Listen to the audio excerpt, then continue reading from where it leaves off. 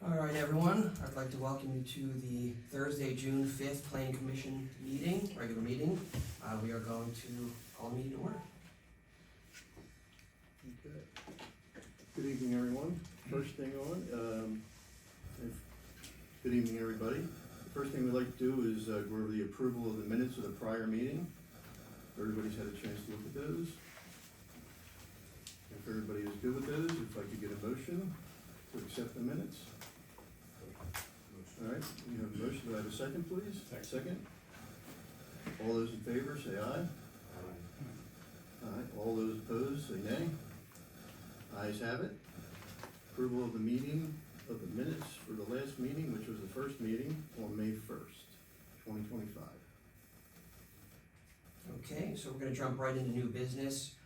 We have currently 902 Farmington Ave, CHP number 052025. I know we were waiting for your engineer. Are you ready yet? He's not here yet, he should be here any minute. I don't know if you want to start my introduction or you want us to wait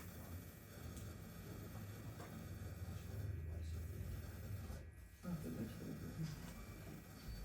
Would you be okay if we see if the next applicant was ready and have them go first? Is that all right? Sure. Okay, the next applicant is for Master Ventures, ZHB number 012025.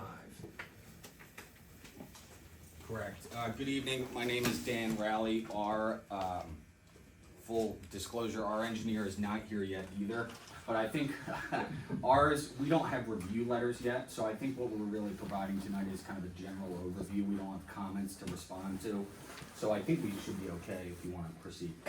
Yeah, I think so. We don't expect to take any action on it this evening. Exactly. Yeah, we'll be back in front of you for a second evening, once we have our review letters. Yep.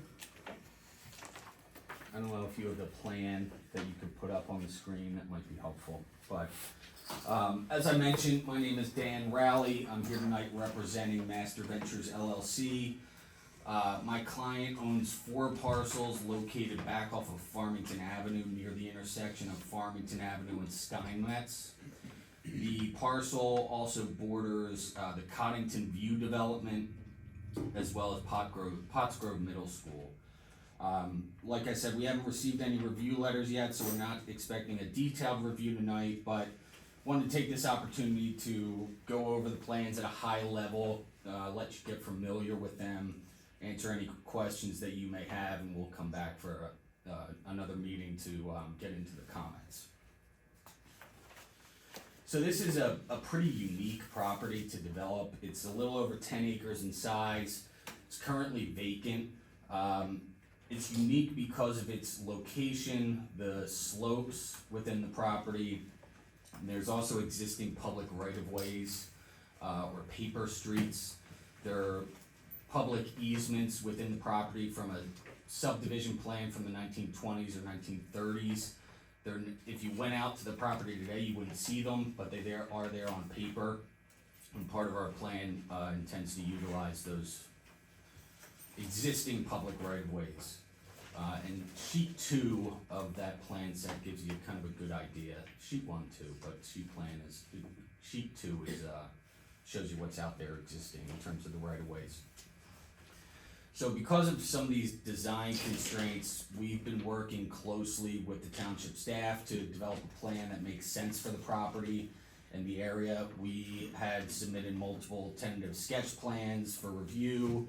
We met with township staff on, a handful of occasions at least, dating back to June of 2021. And throughout the process of working closely with the township, we also submitted a request for a zoning map amendment to the Board of Commissioners, along with plans that are substantially similar to what's in front of you now. This was previously a split zone property, the front portion being R2 and the back portion being R3. It's now entirely zoned R3. So our plans is for a residential development, mix of townhomes and single-family dwellings, 28 townhomes and 2 single-family dwellings. Access will be through the existing public access right-of-ways or paper streets that are proposed to be expanded to meet current township code requirements. it should be noted that the placement of these existing paper streets drives a lot of the relief that we're potentially going to need to seek at the zoning hearing board. So we're waiting on township review letters,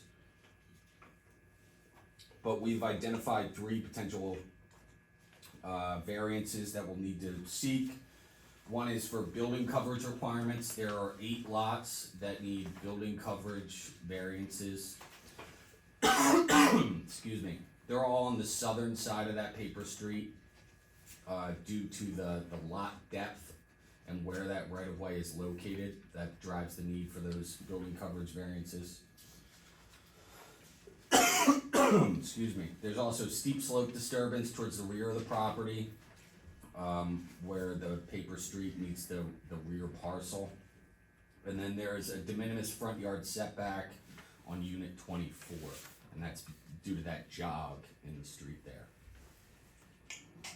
So with that, that's the bulk of our presentation, if there are any questions.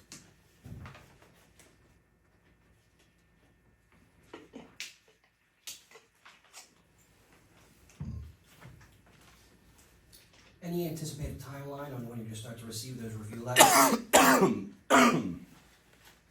I think that's really a question for the township, township consultants. Excuse me, sorry, I'm getting over a cold. Gentlemen, any questions at this time? Concerns? I know the property pretty well. The sloping is, especially in the back. So this is where it backs up to the fence. Those 2 single homes is where it backs up to the fence to the middle school. Correct, yes. What about like walking trails and stuff going to the middle school? Is any of that added in there? So there are open space requirements. That's something that was discussed early on. We haven't added those to the plans, but that's something that we could discuss.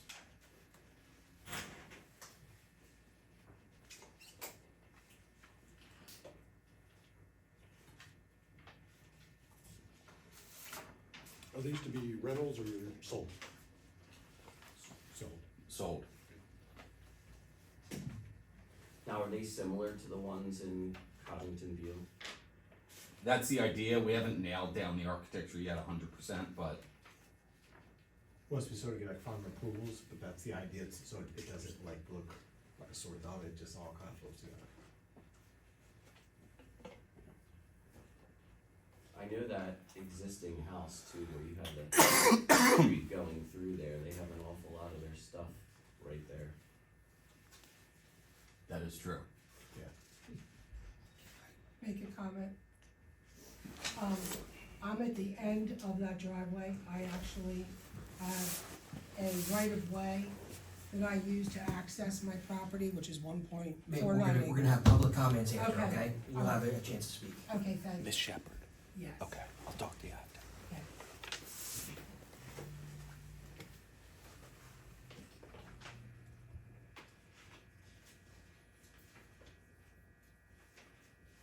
So is that an easement, is it a shared driveway that's gonna go? I'm trying to think where It's a that's- public easement. It's part of a prior subdivision. Okay.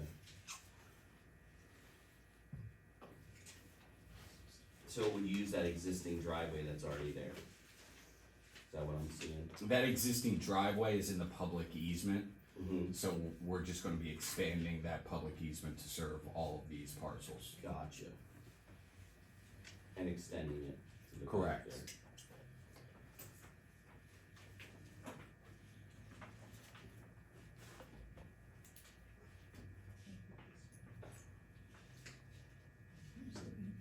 Does that affect that, I mean, isn't that the, basin there for the townhomes that are existing there? Not on any of these properties. It's below 25 feet, 20 feet, correct? Correct, yeah.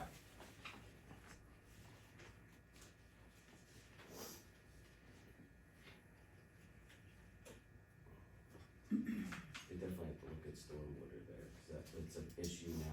always on the street, they're always digging it out. That's definitely gotta be something that gets looked at. Our engineer, is here, Peter Costanzo as well. Hi, I'm Peter Costanza from All County Associates. We developed the plans for this. Excuse me, can you use the microphone, please? Sorry. My name is Peter Costanzo from All County Associates. This is our plan development work, and we're working on the stormwater as well as the engineering, the civil engineering for the project in general. So the basin for the existing townhomes is located pretty far down south there. And they actually set aside land when they made that basin for the paper street, quote unquote, if it ever went through.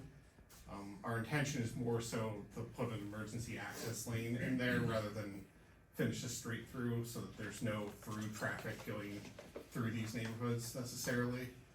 Unless the township wants to do it differently, but that was what we were requested when we originally consulted the township, was to not connect these streets all the way through, so that this isn't any kind of bypass situation.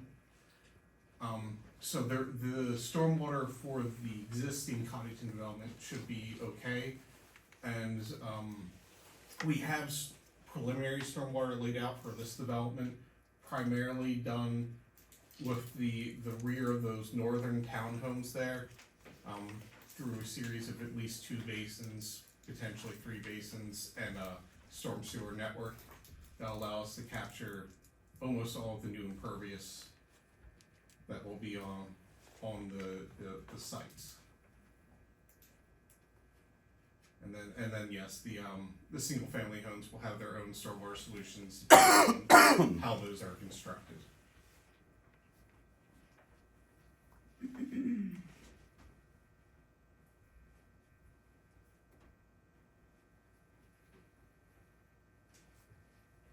don't know if you were here when I mentioned, but I said something about connecting paths to the middle school there, that Coddington View has done. Yeah, so we set aside an open space area to meet our requirements and a little bit more just in case. But the plans for how to use the open space area is still open for discussion with the township, how it wants to be done. The 2 rear lots, the single family homes, can easily be rearranged if we wanna put a trail going through around them in the back to get towards the middle school some way. That's completely possible. So there'll be no connection to Coddington View at all? Outside of the emergency access route, that will be the only connection. And that will be closed off generally, except in need of emergencies.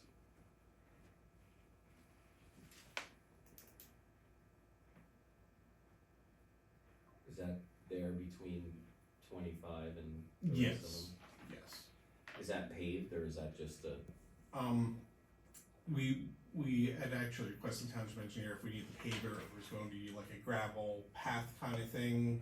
Whatever is, considered the best way to do that, we're open to.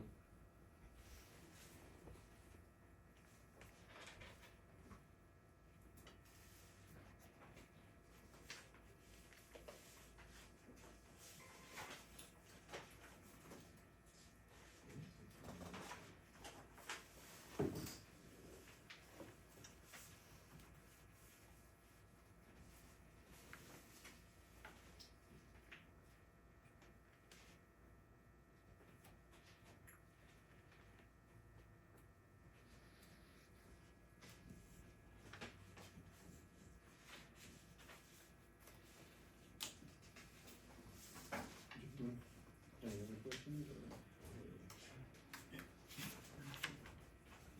Actually, if I could discuss the stormwater, and like you said, how bad it does get there from time to time, you're confident with 2 stormwater setups that you have there in proximity to the properties and the houses? Yes, Is that currently, okay? we've done preliminary soils testing there, so we're confident that we can get basins that can work there with an amount of infiltration credit towards them. The loading ratio, which is normally like the overall thing that DEP looks as like a general guideline, they prefer it to be like in around 5:1 to 8:1 for your loading ratio of, area to the basin. We're sitting currently about at 5:1, so we're erring on the side of caution that this won't infiltrate, the soils won't infiltrate the best, because we do know the area well enough to know I was that gonna they say, cannot I'm go. surprised they have that much soil there to make a basin. Yeah. The more important thing for us was that the limiting zone, in this case, basically the water table on the ground, was low enough that we can properly hydraulically separate a basin from everything else. So as long as we do the soils, amended soils on top properly, everything should drain properly there. And importantly, because we'll be running storm sewer down the right of way to do all this, we have good ways of controlling the water and preventing it from going on any of the neighbors' properties or anything in the area. Okay.